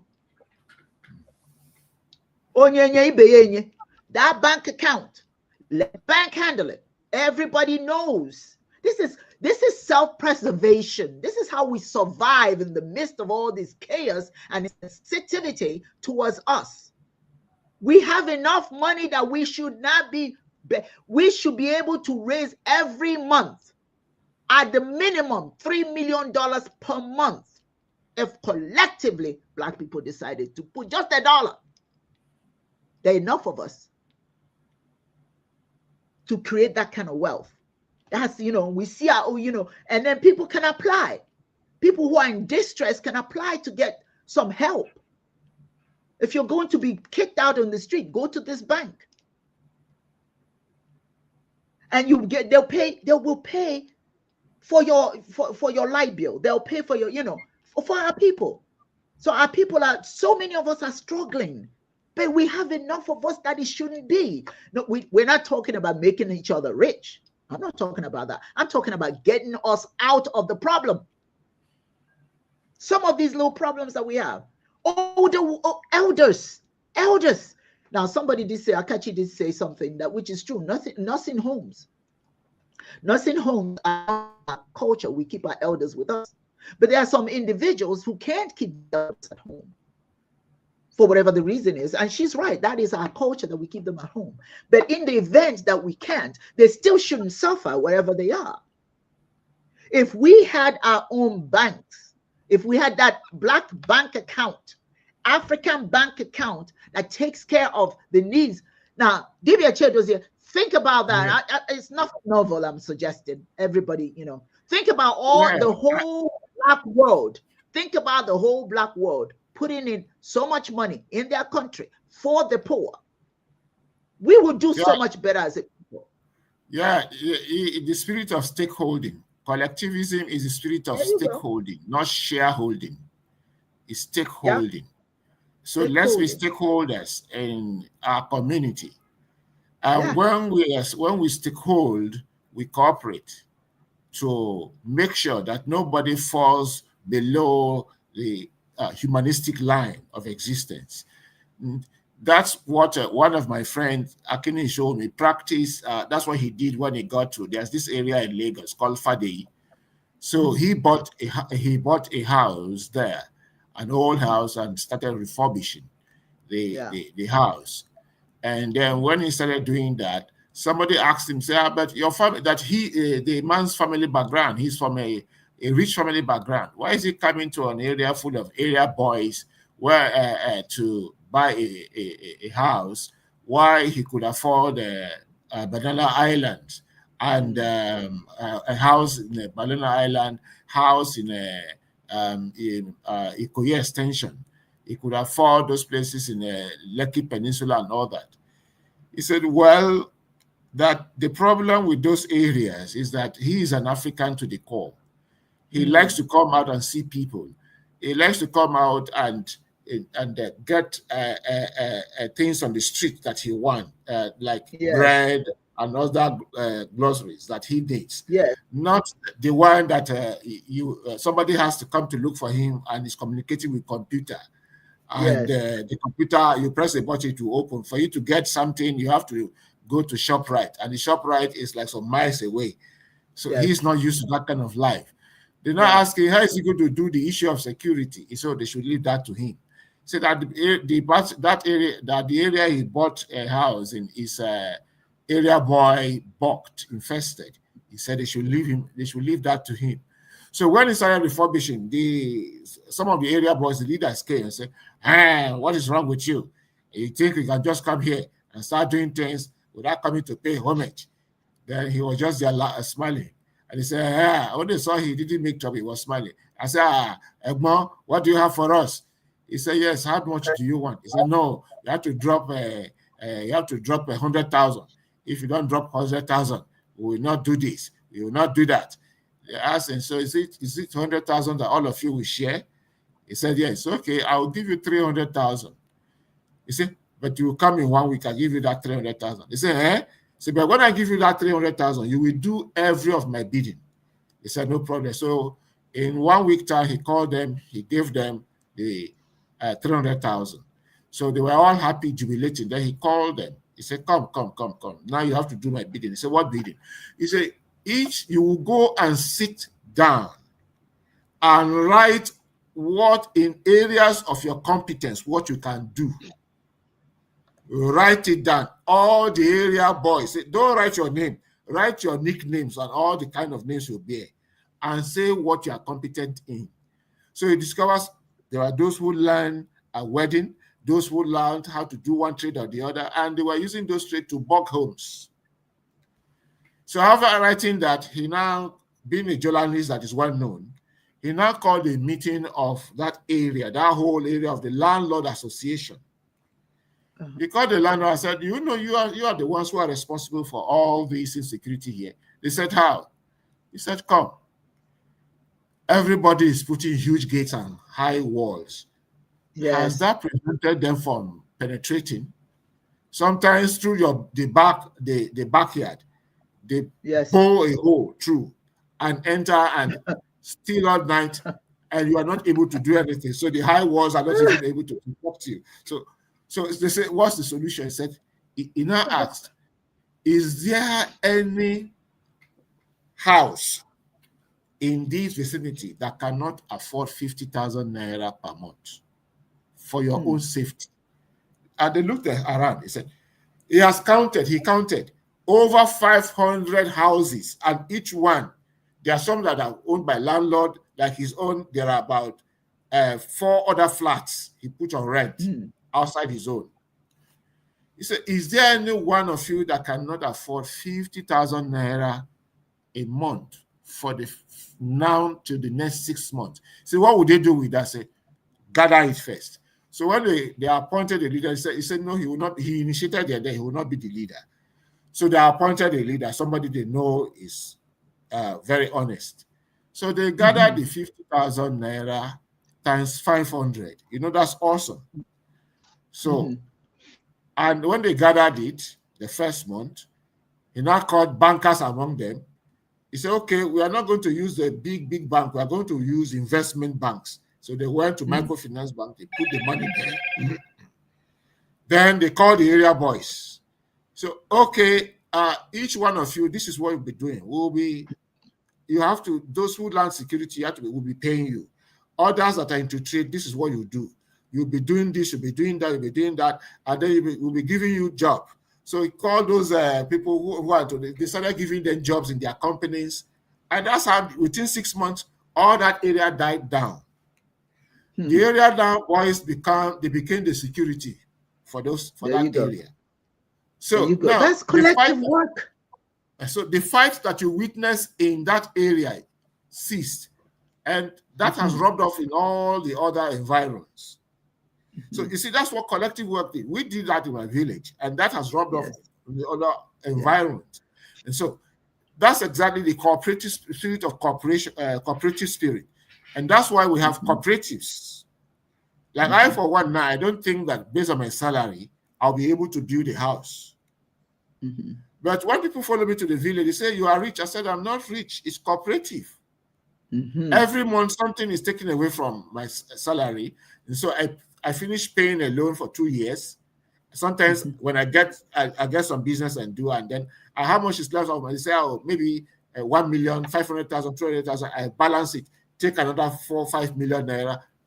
Home, I rush and make sure before that money finishes, I spend it there. Before you do that for two, 3 times to 4 times, you complete your project. That's Mm-hmm. what is spirit Mm-hmm. of cooperation. That's what Operation. it does. Well, but Yes. like I said, like you try to educate those other people, we must learn the ways of virtue, of stakeholding, Mm-hmm. of learning that I must deny myself something for others to be. And when For others others to are, find. it's a Mm-hmm. continuous attitude. We That's. all would not be equal. Like this, that's why I talked about equity. My 5 fingers are not equal. Mm-hmm. But none of these 5 fingers will be complete without the other. That's right. Each one has So a the purpose. beauty of my hand is that my 5 fingers are the way they are. Mm-hmm. And like somebody says, this little thumb that stands out equals this four. Yes. And so each one of these fingers are not equal, but they cooperate and Mm-hmm. they don't discriminate. And there's Yes. another saying the Yoruba say, one of the Yoruba saying, the tongue, though the teeth may bite the tongue and bite the cheek. Mm-hmm. It may bite the tongue and injure the cheek, but they Mm. have no choice. They have to live together. So Mm-hmm. that's why to do that kind of living collectively, you must learn the spirit of brotherhood, the spirit of sister, Yes. humanity, Yes. togetherness, stakeholding, ready Yes. to, like you showed, you were exemplary there by not just buying food for the man and leaving there, distancing. Mm-hmm. You show him that he's a person. He should have confidence in himself. He should Mm-hmm. go inside himself and discover himself. He should believe in himself. And then you let others see why it is necessary to pull this individual out of that level of existence and pull him up. It is Yeah. when we do that that we are humans. Mm-hmm. If we don't do that, we are not humans. What we just say is that we are people who just have, who are affluent and we have the means to live, and we are That's ravishing right. it. It is That's right. when you are able to say, okay, yes, Yeah. I'm going to eat. I'm going to eat. Is it lunch? This lunch I'm going Mm-hmm. to eat. I'm going to spend maybe 50, maybe $500. I'm going to eat buffet. But you discover that if you ate $150, it's as good as eating $500. So why Mm-hmm. not eat that $150 and use the remaining $350 to help others? That's right. That is He say, that is that's right. stakeholding. That's So right. I you will appreciate that. discover that if you eat that $150, you eat the essentials Mm-hmm. that will help your body. Mm. But if you eat $500, at the long run, you discover that you eat those things you don't need that are Yes. injurious to your body. So Yes. you stakeholding means I live healthily, I live holistically, but in doing so, I also let others live. Because I grew That's up right. in area whereby when I was growing up, the place they call Lekki Phase 1, Phase 2 used to be Morocco. So I Yes. visit friends, and we were living in the barracks. So Mm-hmm. our brothers would go home with the little money our daddy would give to him, go to Yimbo, go to my 12. I buy things in bulk. And in my 12, when you go to my 12 Okoko Michael, like today I came through that side, I discovered that my 12, I thought it was cheap. It's not cheap. Yeah, we used to buy a Mm-hmm. basket, small basket of Mm-hmm. tomato for 5,000. But I went to Coco and I bought the same, a bucket, a bit bigger for 1,500. So I bought Mm. 6,000 naira worth of tomato. That 6,000 naira worth of tomato is what will buy 25,000 naira in my 12. So I am saving Mm. 19,000. Oh my. Now, I'm saving 19,000. Now, in the process of doing that, someone was there and was looking at me, and I discovered she's a woman. And Mm-hmm. so I, instead of the fifth bucket I wanted to buy, I gave it to her. And Mm. then I also bought some pepper, and she was thankful. So I got my Mm-hmm. own, at least to last us for some time. She Mm-hmm. got her own. That's what it Mm-hmm. means. Take care of somebody. That's right. That's how blessings come back to you. That's how That's how blessings come. blessings come back to you. So And blessings doesn't. it may be hurtful to your skin that moment. It may brush your Mm-hmm. ego. But over time, you learn to that you learn that that is the way life should be. And over time it becomes a habit Yes. that is no longer anything to you. You just discover that, Mm-hmm. look, if I eat $500, I eat a lot of rubbish. But if I eat $150, I eat what I need. But And Divya said, yes. Divya, Yeah. wealth is not always financial. Yeah. Wealth can also be spiritual wealth. You Mm-hmm. can feel so good that you've done something, that you Yeah. just cloud nine. There's this movie star who refuses. He's extremely wealthy. I'm trying to think of his name right now. But anyway, he still travels in the train. He wears regular jeans. He doesn't drive fancy cars. He rides his bicycle, but he's a multimillionaire, right? And he will purposefully get on the train, and if he sees somebody who's in dire need, he will take care of their needs. And he makes them talk to him. Keanu Reeves, that's his name. Keanu Reeves will just spend his money on people, and he walks amongst regular folks. He doesn't act like he's rich because his wealth comes in the fact that, in the knowledge that when I help somebody, that sense of it's a sense of accomplishment that you develop, that you help somebody. Because of Yeah. you, somebody has a better life, has a better day, or something like that. So, Mhm. if you want to be a spiritual person, you need to get in the habit of understanding, well, what I said earlier. What was that word again? Uh,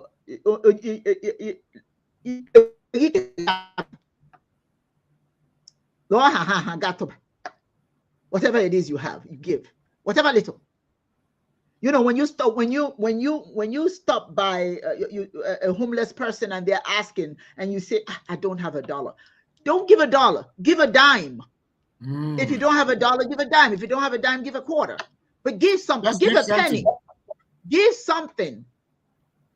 Ojinkoji, gosa, whatever you have, give. Now, I want to take this time now and look at some of the comments that we have here, and we can have a conversation over it. This is from Akachi Neke. Communalism is germinating in Houston as we focus on securing the Black community's food production through agricultural empowerment and economics, given the state of U.S. political affairs. Yes, at some point, we have to decide that we're responsible for our good or lack thereof. We have to help ourselves, particularly when you're in a society where you don't seem to matter. Your needs are not important. You know you matter. You know your people do. So you have to do whatever is within your power to create whatever that can be sustainable to help the whole. Do not leave your brother and sister behind. Ni feba, ogre feba. Eh? No feba, ogre feba. If you're making a soup, Mm. right? Every little bit makes that soup.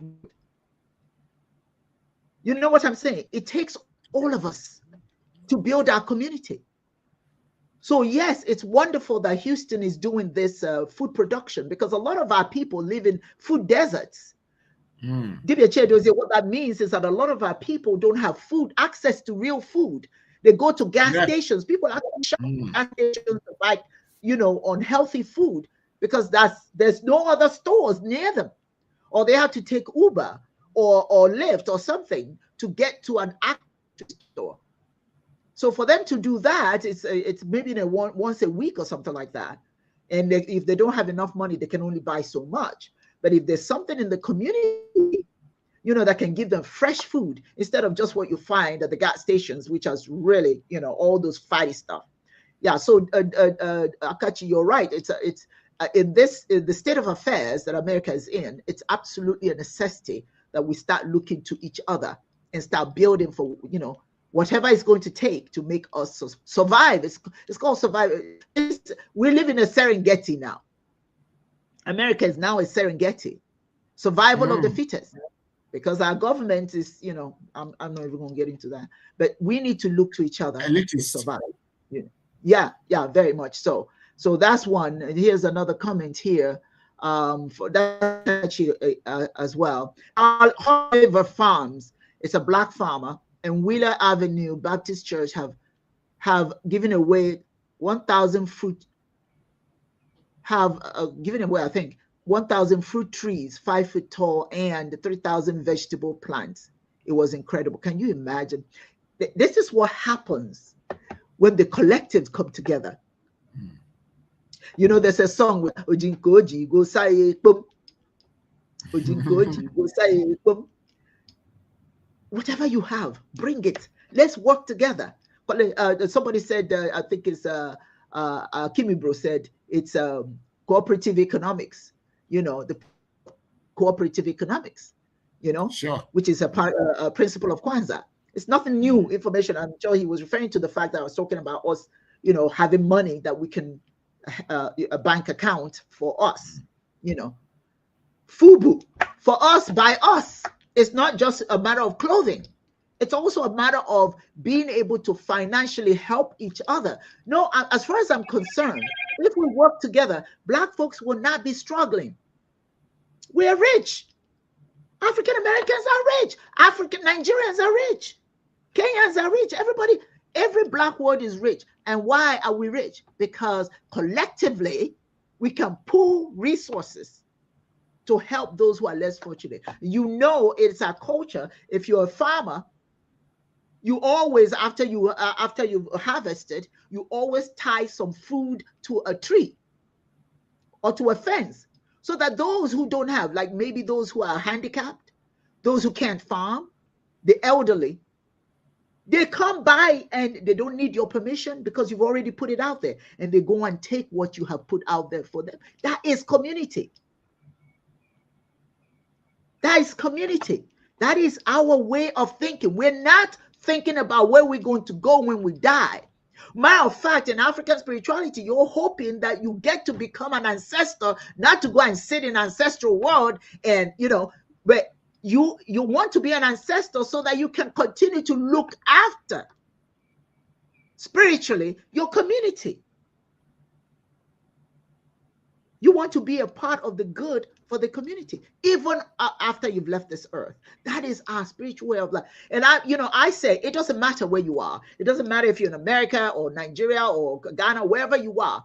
As long as you're a person of African descent, you must think collectively. What can you do in your community? If there's an elder, yesterday, my elderly neighbor, they said that she had fallen or something. I'm not sure what happened to her.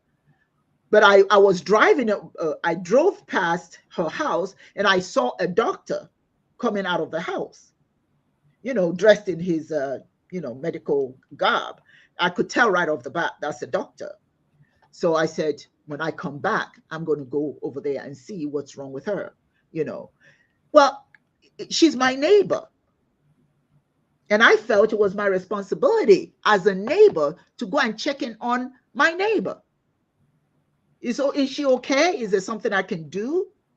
But we get to the point that we don't look at ourselves collectively. It's me, myself, and I. Some people I can tell you in my neighborhood, you see people going for walks and all, but 9 out of 10 times you don't even know who your neighbor is. You don't speak to them. They're all in the house. Me, myself, it's not even a community. But Dibia Che Dozier, and I know some people will say, well, is that you? Yeah, I know some people may say, oh, it's different, in Africa. And no. Wherever you are is your community. It doesn't have to be in Africa. Yes.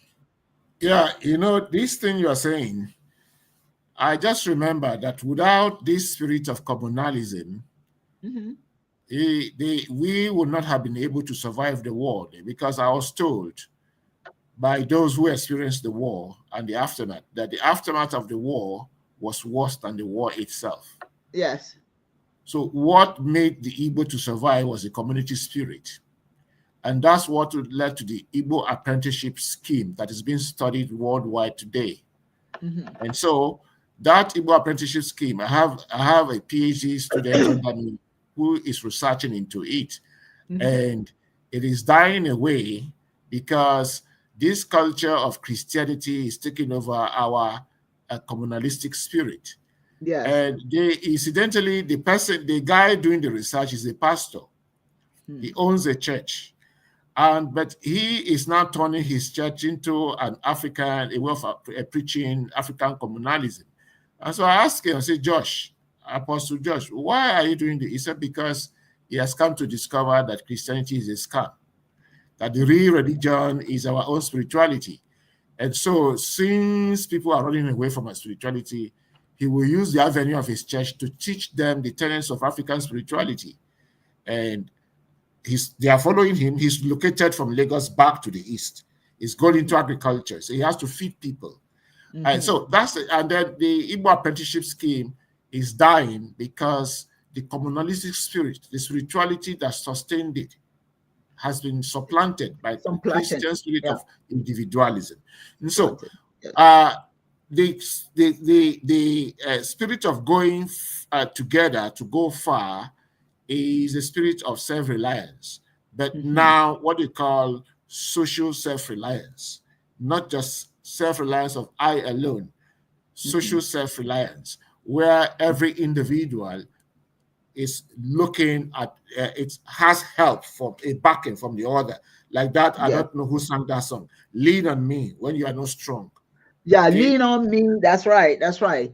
I So want to answer this one. This is yes. the Amish does that in communities. The Amish communities, they do that. They work collectively. And then Yes. those of us who are not part of that community, now that doesn't include me necessarily, but people look at them as they are weird. Oh, no, they're quite satisfied helping each other.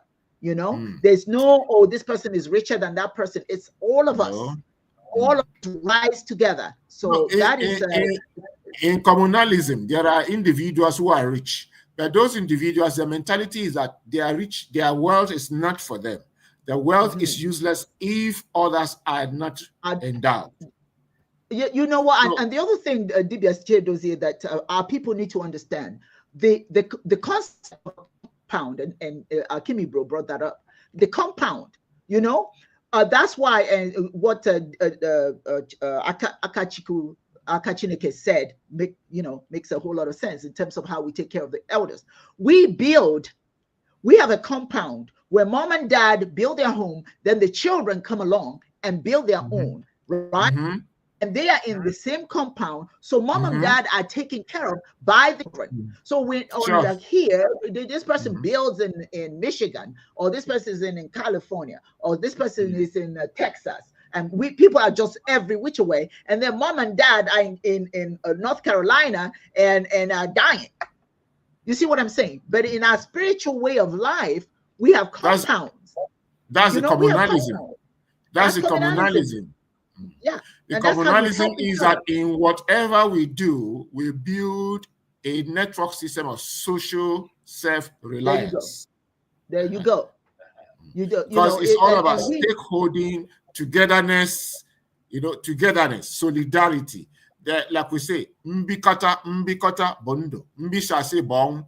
That's exactly what yeah, you've narrated now.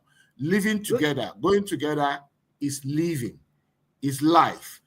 Living apart, living scatteredly is death. Yes. And that's why Yeah. you see that the agents are not taken care of. The Yeah. government cannot do that. It is Yeah. what I, as an individual, has to Mm. deny myself that comfort. I know that this old man once took care of me, paid my fee. Yes. This old Mm-hmm. woman fed me. They were my Mm-hmm. caretakers. So Yeah. now, my stakeholding now is that I take Mm-hmm. care of them. Take care of them. Yes. Okay. That's right. That's it right there. We must get. I think that sometimes we think, oh, because we're here in the United States or wherever, we can't do all that. Yes, you can. Yes, we can, and we must. We must begin. This star. I can't think. Sometimes I just can't remember some of these people, but I watch their shows. Um, in Living Color, I don't remember one of the brothers. He made his children. He got this whole community, right, and all his children live in the same community. All of them have their homes right there. He says the joy of his life is to get up in the morning and go for a walk, and there's his grandson or that other grandson, or maybe his granddaughter, or maybe his daughter, and they say hello to each other and they walk around, they walk with each other, you know.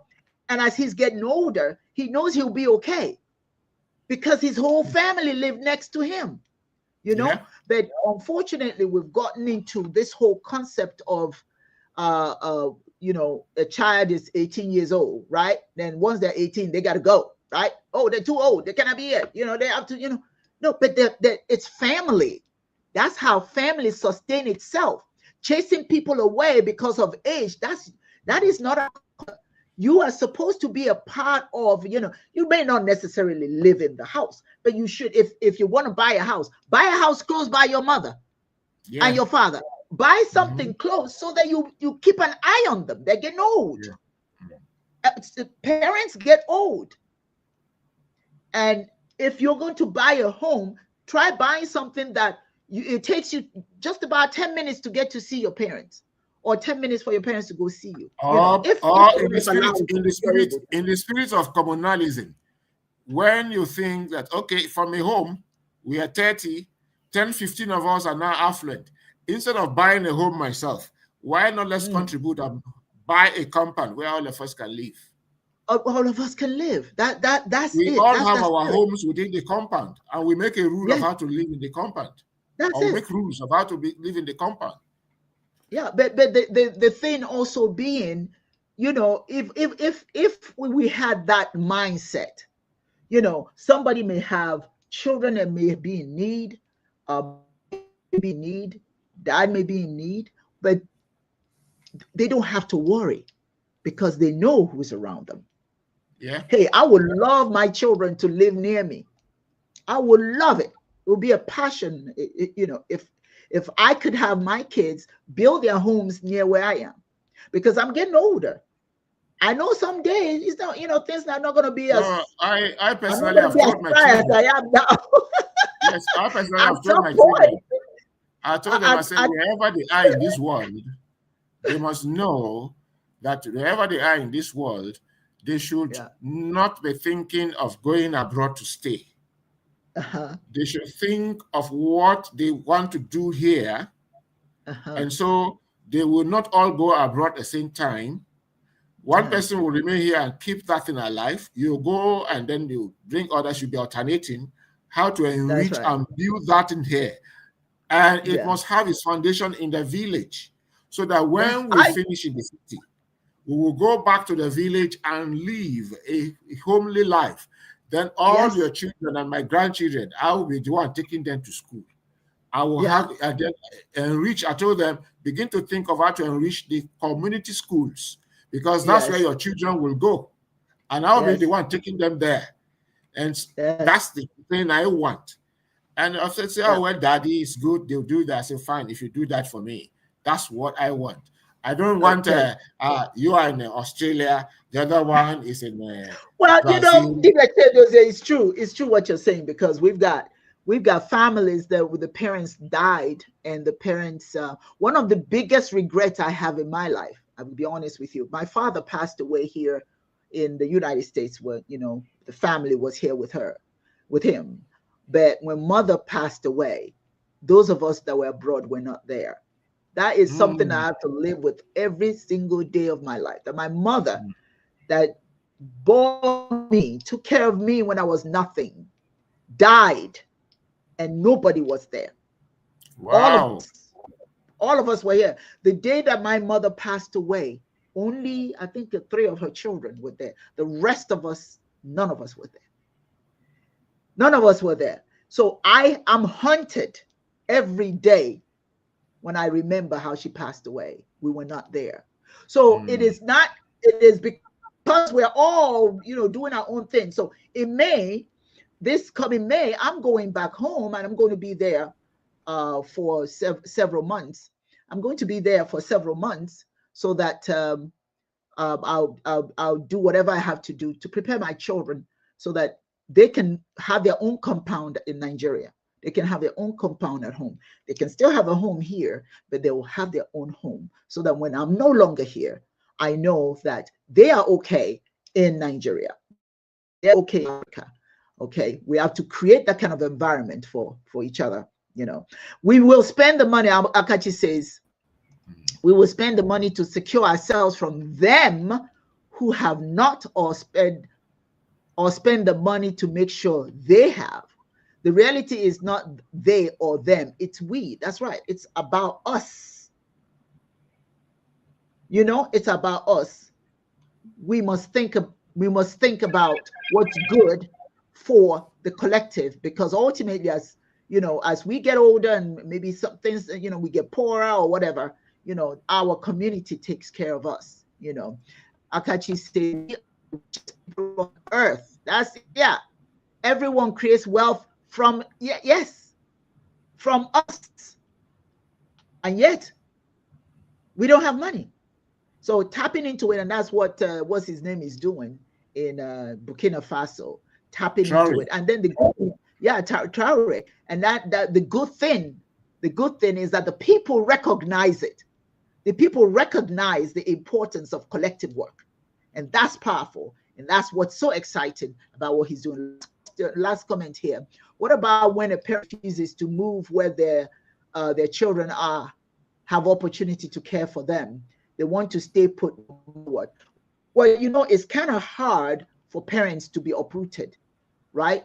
Because they built their lives around there, around where they are, So it's rather difficult for them to move from their comfort zone into where maybe they're younger people and, that sort of thing. It's something that the family has to work out, if it works out, it works out. If it doesn't, then it's certainly a better, the young person is certainly, I can imagine, wants to grow their own wings and fly away and go to where they feel happy.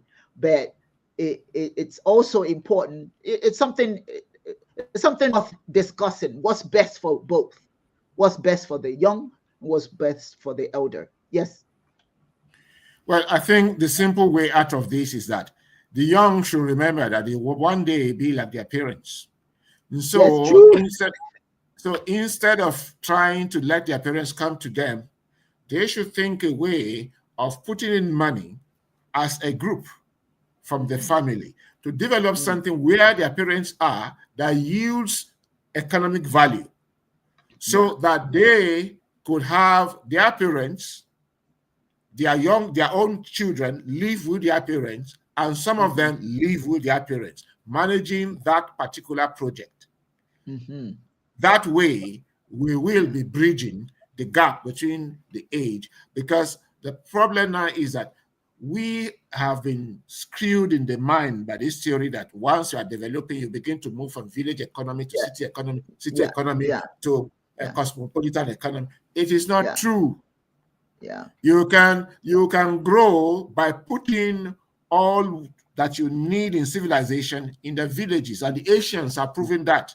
The Asians, why it is difficult for the economy to be collapsed is that the economy is strong from the village level to family level to state level to federal level, and all the federal level does is warehousing. The real production is at the village family level. So they have reversed the trend that the West told us about. So our problem is that we are following what we have learned in school. We have refused to follow what our forefathers told us, that Akosinuna Apuiji. But now, Sankofa. Go back to the source. Sankofa, go back to the source. Ladies and gentlemen, it's been a pleasure. We end the program at this point. I thank you so very much for joining us. If you have not subscribed to our channel, please do so. Chiism live on YouTube. Thank you, Sovereign, for being here with us. DOCC, thank you. Thank you, Akachineke. Thank you all for your comments. Thank you, JVST. Thank you, Kimi Bro. Thank you for all of you. And if I haven't called your name, we appreciate you being here. You all take care. And of course, if you live in Georgia, take the time, if you can, and join us as we celebrate the peace conference. And it will be wonderful for you to be a part of it. Thank you, ladies and gentlemen. Thank you so very much for being with us. And we look forward to seeing you. If you're not, then the following Sunday, we shall see you. Thank you. And as we say in Igbo, welcome, Black Prime Minister Nzeribe. Thank you, Kim Nzeribe. How are you? How are you? Thank you for joining us.